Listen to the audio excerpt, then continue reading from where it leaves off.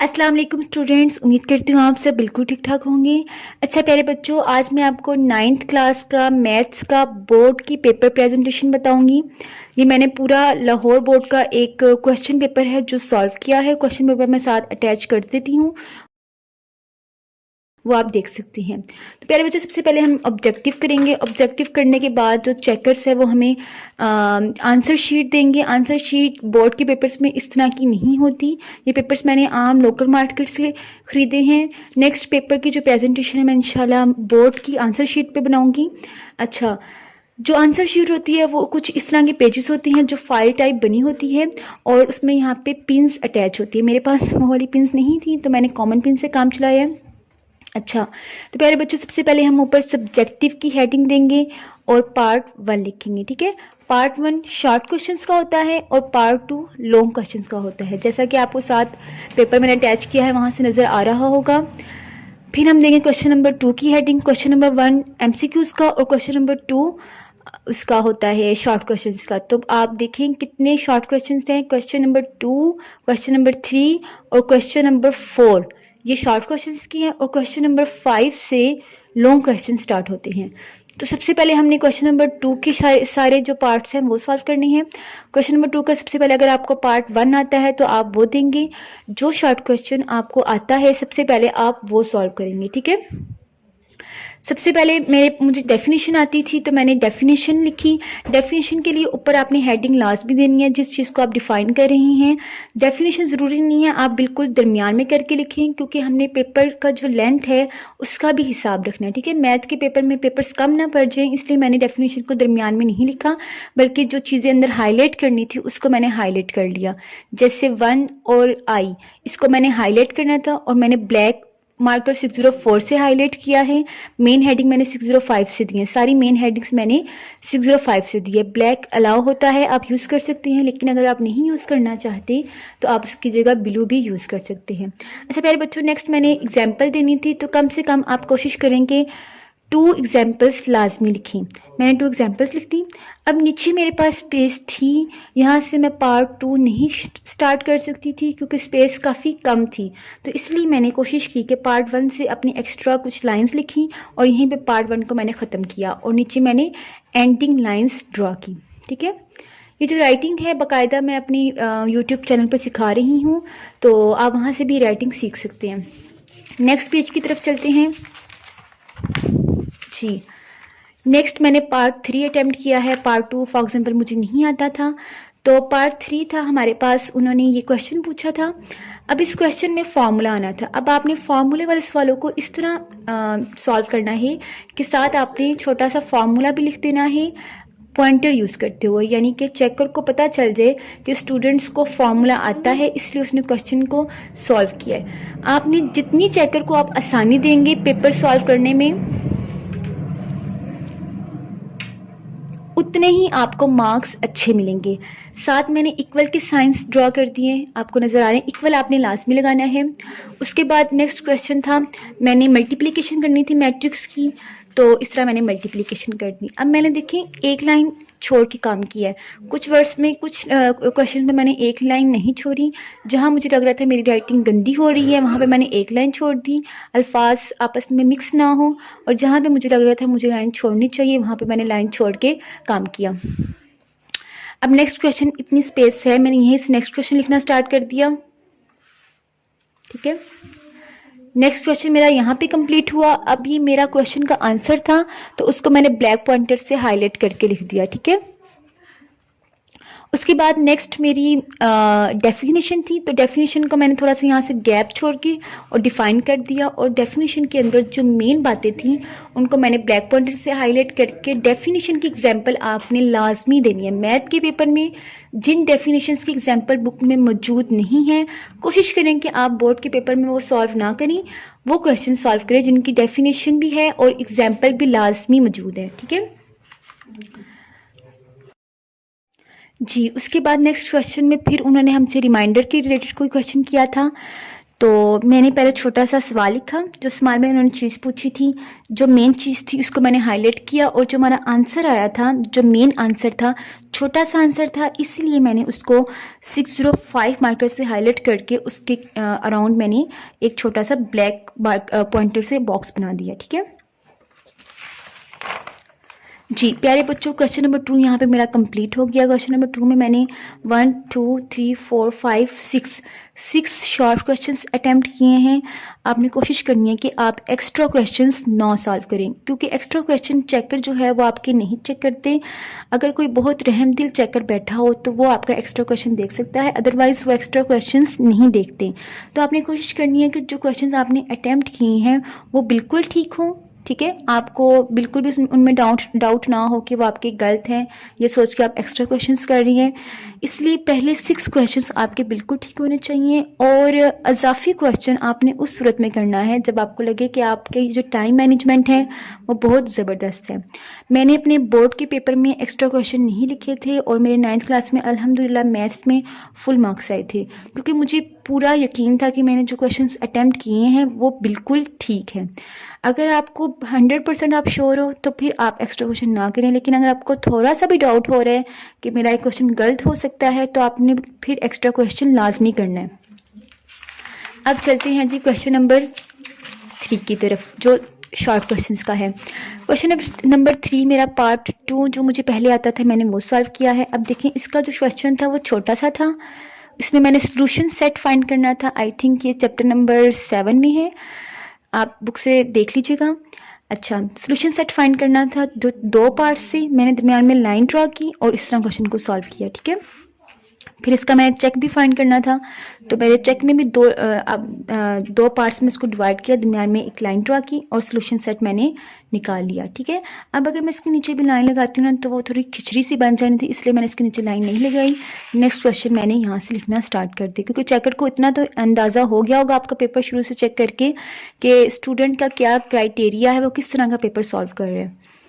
Next question फिर definition से related था। अब प्यारे बच्चों, यहाँ पे एक अहम बात मैं आपको बताती चलूँ, अगर आपके पेपर में आपसे गलती से कोई चीज़ गलत लिखी जाए, अगर आपने पेन से लिखा है या मार्कर से, तो उसको आपने इस तरह क्रॉस करना है। किस तरह का मैंने क्रॉस किया, मैंने ब्रैकेट लगाई और छोटा सा क्रॉस।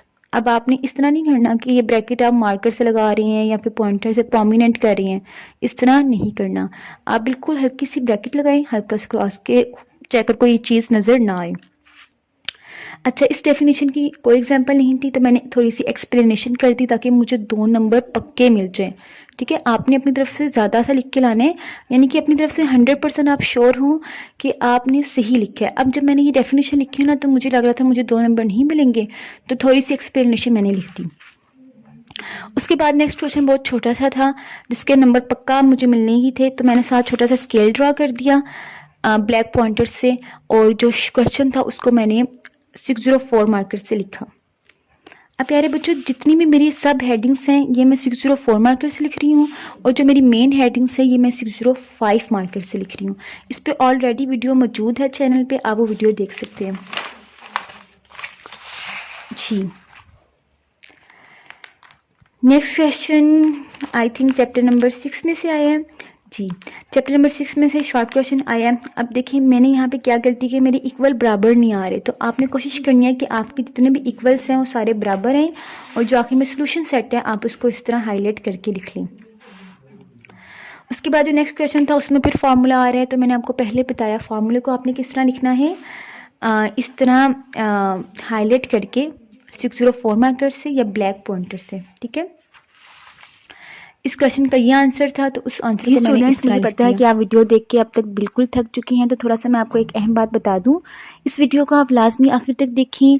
एक तो मेरा वॉच टाइम इंक्रीज होगा, दूसरी बात ये कि जब आप अच्छी तरह पेपर प्रेजेंटेशन और राइटिंग को देखेंगे तो आपको काफ़ी अंदाज़ा हो जाएगा कि पेपर आप कैसे सॉल्व करेंगे। ठीक है, और जल्दी से चैनल को सब्सक्राइब कर दें, और इतनी देर आप नीचे कमेंट करके बताएं कि नेक्स्ट वीडियो किस चीज़ से रिलेटेड होनी चाहिए। अब मैं आपको लॉन्ग क्वेश्चंस का तरीका बताती हूँ। इसके बाद जो नेक्स्ट क्वेश्चन था वो मेरे क्वेश्चन नंबर 3 का लास्ट क्वेश्चन था, तो उसको मैंने इस पेज पे पूरा करने के लिए मैंने थोड़ा खुला करके लिखा है, मैंने फार्मूले को इस तरह हाईलाइट करके लिखा है और जो आंसर आए उसको भी।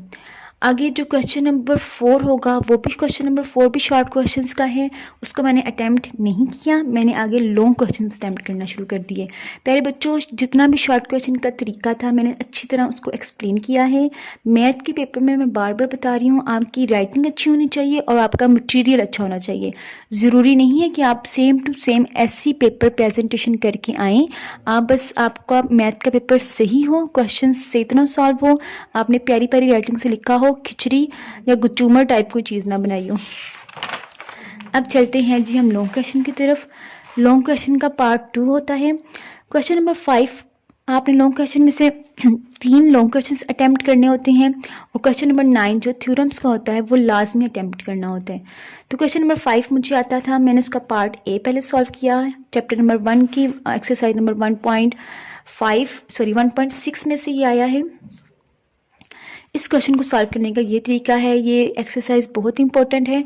अगर आप चाहते हैं कि मैं आपको मैथ के इंपॉर्टेंट शॉर्ट क्वेश्चंस और लॉन्ग क्वेश्चंस का बताऊं तो नीचे वीडियो के नीचे कमेंट करके बताएं कि मैथ की किस चीज़ की आपको समझ नहीं आ रही, तो इंशाल्लाह मैं उससे रिलेटेड भी वीडियो बनाऊँगी। अच्छा, इस क्वेश्चन में मैंने फार्मूला था छोटा सा, उसको मैंने हाईलाइट कर दिया। उसके बाद मैंने इस तरह क्वेश्चन को सॉल्व किया, ठीक है। और फिर यहाँ पे सारे क्वेश्चन को मैंने देखिए कितना प्रोमिनेंट करके अल्फाज को लिखा हुआ है। मेरी राइटिंग ज़रा इस तरह के मैं ज़रा खुला खुला लिखती हूँ, तो इसलिए मैं यहाँ पे एक लाइन छोड़ के लिख रही हूँ। अगर आपकी राइटिंग छोटी है, देखिए हर स्टूडेंट की अपनी राइटिंग होती है, अपना हिसाब होता है, तो आपने पेपर को उसी तरह सॉल्व करना है जिस तरह आपको अच्छा लग रहा है, ठीक है। मैंने ये राइटिंग प्रैक्टिस करके सीखी है, आप भी पेपर से पहले इस चीज़ की प्रैक्टिस करें और फिर बोर्ड का पेपर इस तरह अटैम्प्ट करें। अब प्यारे बच्चों, ये लॉन्ग क्वेश्चन था। लॉन्ग क्वेश्चन 4 नंबर का होता है या आई थिंक 3 नंबर का होता है।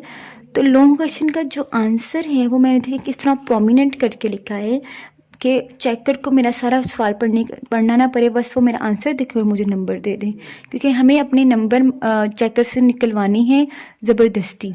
वो आपका पेपर ज़रूरी नहीं है वर्ड टू वर्ड पढ़े, ये भी ज़रूरी नहीं है कि वो वर्ड टू वर्ड ना पढ़े। तो आपने अपनी राइटिंग और पेपर प्रेजेंटेशन इस तरह देनी है कि चेकर आपको मार्क्स देने पर मजबूर हो जाए, ठीक है। मैं बार बार बताती हूँ, ये राइटिंग और पेपर प्रेजेंटेशन उन स्टूडेंट्स के लिए है जिनको सारा पेपर आता है। जिसको पेपर ही नहीं आता वो इस राइटिंग और पेपर प्रेजेंटेशन में क्या लिखेगा, वो पेपर मार्क्स कैसे ले सकते हैं। अच्छा, नेक्स्ट क्वेश्चन था आई थिंक चैप्टर नंबर 2 से है। अच्छा प्यारे बच्चों, इसमें मैंने देखिए क्वेश्चन को मैंने लिख दिया क्योंकि क्वेश्चन छोटा सा था, पार्ट बी था। इतने छोटे शॉर्ट क्वेश्चंस हों तो आप उसको लिख सकते हैं।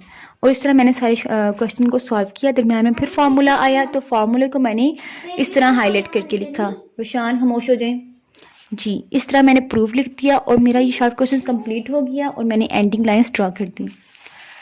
उसके बाद मैंने क्वेश्चन नंबर 9 अटैम्प्ट कैसे कर लिया, सॉरी यहाँ पे आई थिंक क्वेश्चन नंबर 6 आना था, मैंने गलती से लिख दिया है। खैर मैं कौन सा बोर्ड का पेपर कर रही हूँ, मैं तो बस आपको सिखा रही हूँ। तो पार्ट ए मैंने सॉल्व किया। पार्ट ए में देखें ये लॉग वाले क्वेश्चन हैं 3.4 के। इक्वल मेरे सारे बराबर जा रही हैं। मैंने जहाँ पे चीज़ों को हाईलाइट करना था उन चीज़ों को हाईलाइट किया है, जो आंसर आया है उसको हाईलाइट किया है और लास्ट में मैंने एंडिंग लाइंस लगाई हैं।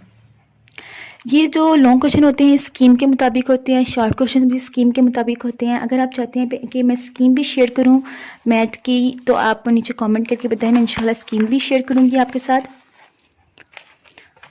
उसके बाद इसका पार्ट बी मैंने इस तरह सॉल्व किया है। फार्मूला मैंने यूज़ किया। ये फार्मूला ना मुझे ब्लैक से लिखना चाहिए था क्योंकि मैंने ब्लू से लिखा है तो ये अंदर मिक्स हो गया है, लेकिन कोई बात नहीं, नज़र तो आ रहा है।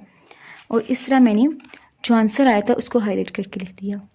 उसके बाद प्यारे बच्चों लास्ट और सबसे इम्पोर्टेंट क्वेश्चन जिसके तकरीबन 8 मार्क्स होते हैं और ये बहुत इम्पोर्टेंट है। इस पर मैंने सोचा था एक अलहदा सी वीडियो बनाऊं, लेकिन फुल पेपर प्रेजेंटेशन में अपलोड कर रही हूँ तो साथ इसमें ये भी क्वेश्चन है। इससे पहले मैं मैथ के शॉर्ट क्वेश्चंस को किस तरह सॉल्व करते हैं उसकी एक अलहदा वीडियो बना चुकी हूँ, वो भी आप ज़रूर देखें। अब जो थ्योरम है उसको आपने किस तरह सॉल्व करना है। थ्योरम को आपने बहुत तसल्ली से बहुत आराम से सॉल्व करना है, कोई जल्दबाजी या जल्दी नहीं करनी क्योंकि उसके 8 मार्क्स होते हैं। थ्योरम के लिए क्वेश्चन नंबर 9 लिखा। आप थ्योरम लिखना चाहते हैं, अगर आपको लगता है आपके पास इतना टाइम है, तो आप पूरा थ्योरम की हेडिंग स्टेटमेंट लिखें। लेकिन मैं आपको ये मशवरा दूंगी कि आप स्टेटमेंट लिखें, क्योंकि थ्योरम में होती है चॉइस। एक थ्योरम आता है चैप्टर नंबर 12 से और एक थ्योरम आता है किसी और चैप्टर से, मुझे लगता है चैप्टर नंबर 16 से आता है। तो चेकर को पता चल जाए कि आप कौन सा थ्योरम कर रहे हैं। ये ना हो आपकी इतनी छोटी सी गलती की वजह से कि अगर आप स्टेटमेंट मेंशन नहीं कर रहे, आपके 8 नंबर कट जाएं। तो आपने थ्योरम लिखा, थ्योरम आपने सेम टू सेम बुक वाला लिखना है। अपनी तरफ से कोई आपने खिचड़ी नहीं बनानी है, अपनी तरफ से कोई एडिशन नहीं करना है, क्योंकि थ्योरम जो होते हैं ये सेम टू सेम आप कोशिश करेंगे बुक वाला लिखें। 8 नंबर का क्वेश्चन है, इसमें हम कोई भी अपनी तरफ से बोंगियाँ मार के ना मार्क्स को कटवाना नहीं चाहते। अब प्यारे बच्चों देखिए, मैंने जो डायग्राम थी साइड पर बनाई है और थ्योरम मैंने इस तरह लिखा है।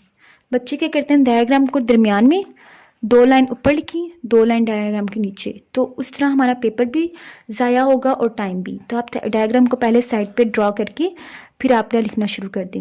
इस तरह मैंने लिखना शुरू किया, गिवन लिखा, टू प्रूव लिखा, कंस्ट्रक्शन लिखा, और जो थ्योरम का छोटा सा टेबल होता है ये लिख दिया। ठीक है, अब मैंने जो मेन चीज़ें हैं ना वो मैंने हमेशा ब्लू से लिखनी है, और जो मेन चीज़ें नहीं है लाइंस वगैरह वो मैंने ब्लैक से लिखी। थ्योरम मेरा यहाँ पे कंप्लीट हो गया। ठीक है, ये थ्योरम नंबर 1 मैंने लिखा है, क्योंकि जो स्मार्ट सिलेबस में मैंने सुना है थ्योरम 1 और थ्योरम 4 है सिर्फ। तो ये आप थ्योरम का तरीका मैं आपको बार बार दिखा रही हूँ। 8 नंबर का सवाल है, बहुत इंपॉर्टेंट है। इसमें आपने कोई भी ऐसी चीज़ नहीं लिखनी जो आपके 8 नंबर कटवा दे, आपने इसमें 8 नंबर लाजमी लेने हैं जी। इस तरह अगर आप पेपर सॉल्व करेंगे तो इंशाल्लाह आपके 75 में से 75 मार्क्स आएंगे। इसमें थोड़ी बहुत कमी पेशी हो सकती है, कुछ गलतियां हो सकती है जो मैंने की हों, लेकिन मैंने अपनी तरफ से आपको बेस्ट तरीका बताया है और इंशाल्लाह आपको भी ज़रूर पसंद आएगा। और ये देखिए मैंने यहाँ पे पिन्स अटैच की, मेरे पास दूसरी पिन्स नहीं थी। आप इस पेपर को देखिए, अपने दोस्तों के साथ शेयर करें, और नेक्स्ट पेपर किस चीज़ से रिलेटेड होना चाहिए मुझे नीचे कमेंट करके बताएं। इंशाल्लाह नेक्स्ट वीडियो उस पर अपलोड की जाएगी। और परेशान आपने बिल्कुल भी नहीं होना, बोर्ड का पेपर देने से पहले अपना सारा सामान आपने पूरा कर लेना है। जो मैंने सामान यूज़ किया है, मैं तो काफ़ी सारा सामान मुझे यूज़ करना पड़ता है वीडियो बनाने के लिए, तो आपने पेपर से पहले सारी चीज़ें रेडी कर लेनी है, इंक वगैरह फिल कर लेनी है, और मार्जिन लाइंस ड्रा करने के लिए जो स्केल है उसको आपने दरमियान से, मैं आपको बार बार बता रही हूँ, कट कर लेना है, क्योंकि इससे आपका टाइम नहीं वेस्ट होगा। आप मार्जिन लाइंस, और जी ये आपको नज़र आ रहा होगा, शायद नहीं सही नज़र आ रहा है, इस पर भी वीडियो ऑलरेडी अपलोडेड है, आप वीडियो देख सकते हैं कि मार्जिन लाइंस को किस तरह ड्रा करते हैं। इससे आपका टाइम भी नहीं ज़्यादा वेस्ट होगा, और पेपर को सॉल्व करने के बाद आप आसानी से मार्जिन लाइंस भी ड्रा कर सकते हैं। और पेपर को आपने अच्छी तरह लाजमी पढ़ना है, 1-2 दफ़ा लाजमी पढ़ना है। मैथ का पेपर, अगर कोई स्टूडेंट सोच रहा है कि ऐसी पेपर प्रेजेंटेशन करने के बाद आप मैथ का पेपर ही सॉल्व करते रहेंगे और पेपर कंप्लीट नहीं होगा, तो प्यारे बच्चों ऐसी पेपर प्रेजेंटेशन की जब आप प्रैक्टिस करेंगे, मैं बार बार यही बात करती हूँ, प्रैक्टिस करने के बाद आप ऐसा पेपर कर सकते हैं। पेपर से 1 दिन पहले अगर आप इस चीज़ की प्रैक्टिस कर रही हैं तो आपके लिए ये चीज़ नहीं ठीक। पेपर से 1 दिन पहले अगर आप ये पेपर प्रेजेंटेशन देख रही हैं तो आप बस कुछ चीज़ों को कॉपी करना की कोशिश करें। अदरवाइज़ आपकी जो अपनी राइटिंग है, अपनी पेपर प्रेजेंटेशन है, उसको थोड़ा बहुत बेहतर बनाएं। ठीक है, और दुआएं शायद पढ़ के जाएं, पेपर में अच्छा से पेपर सॉल्व करें, और मुझे भी अपनी दुआ में याद रखें। अपना ढेर सारा ख्याल रखें, और हाँ जल्दी से चैनल को सब्सक्राइब कर दें ताकि नई आने वाली वीडियोस आप आसानी से देख सकें। अपना बहुत ज़्यादा ख्याल रखें। अल्लाह हाफिज़।